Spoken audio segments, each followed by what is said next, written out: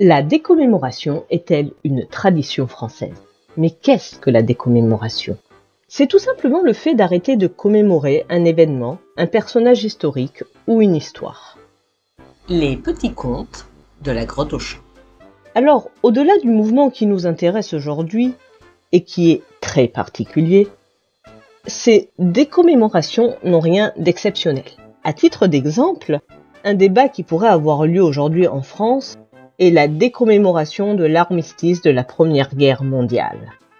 Et je vous parie tout ce que vous voulez que ce qui fera débat, ce sera la suppression d'un jour férié. Le pire, c'est que je pense que tu as certainement raison. Comme toujours. Certainement pas. Alors souvent, pour nous prouver que la décommémoration est une tradition française, il est fait référence à la Révolution. Et en effet, on fera notamment tomber la statue d'Henri IV, qui malgré toutes ses qualités, n'était pas élu par le peuple français. Seront également grattés les blasons. Ces signes sont jugés intolérables en raison de la blessure visuelle et morale infligée au principe d'égalité des citoyens. Et ce d'autant plus que ces signes sont visibles dans l'espace public.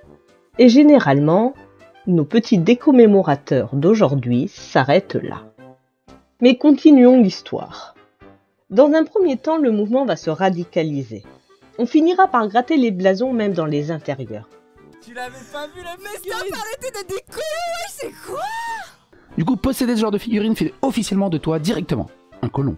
C'est pas quelqu'un qui s'intéresse peut-être à la culture ou qui, ça se trouve... Non, c'est un colon. Des châteaux comme celui des Poisses seront partiellement détruits. Et les communards mettront le feu aux archives de Paris. Dans un second temps, des personnes comme Victor Hugo, mais pas seulement, vont s'indigner de la destruction du patrimoine. Un édifice appartient à son propriétaire, mais sa beauté appartient à tout le monde.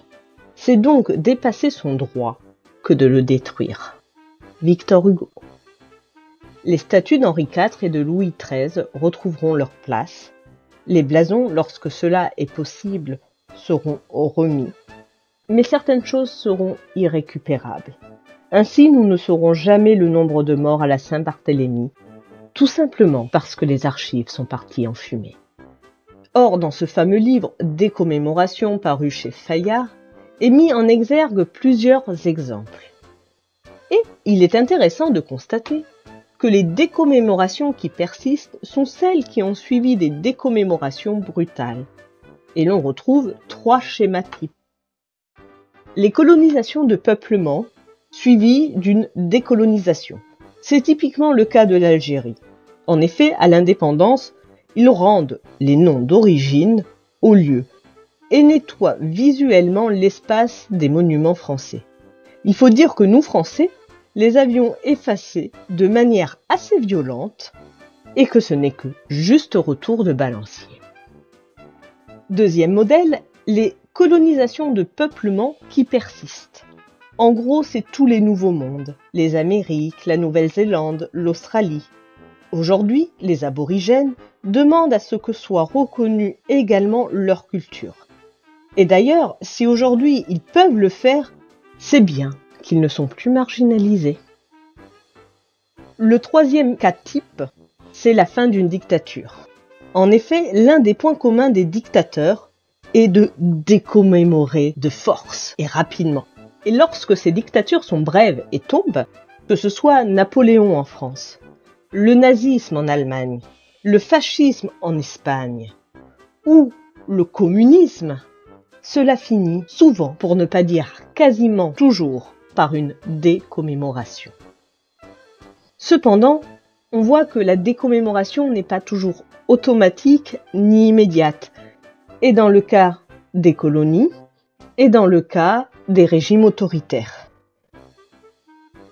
On peut citer par exemple les Philippines, qui n'a rien décommémoré, ou le Sénégal, qui commence à peine à le faire, et sous la pression de mouvements que l'on pourrait appeler woke internes au Sénégal. Mais attends, Robinson, en France, on n'est pas une colonie? On n'a pas eu de régime totalitaire depuis un moment? C'est quoi le sujet?